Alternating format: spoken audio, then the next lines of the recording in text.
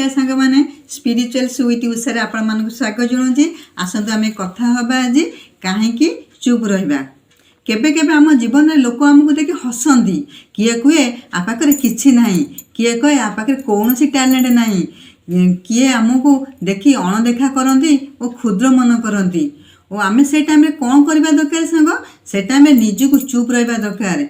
केबे क्या संगे रागिबा नहीं कि क्या संगे तर्क करने आवश्यकता नहीं। से टाइम आमको निजक चुप रहा निहाती दरकार। कारण सत मुहरे न थाए, प्रमाण काम करी देखाए। लोक मैंने जहाँ कथबार्ता हुअंती से कौन सी है तांकर भावना। तुम्हें जहाँ कर सी कौन तुमर भविष्यत। गोटे छोट पिलाटे ताकू लोक मैंने कहते आ पाखे किछि नहीं, ये किछि करि परिबो नहीं।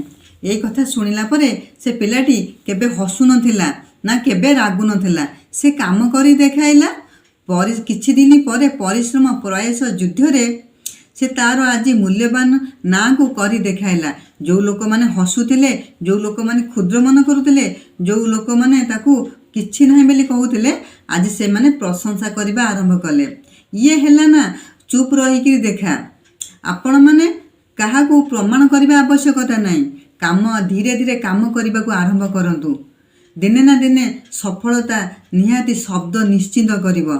सेही शब्द लोकमानक आखिरे थिवो और लोकमानक हृदय रे निश्चिंत थिवो। नमस्कार रहिली।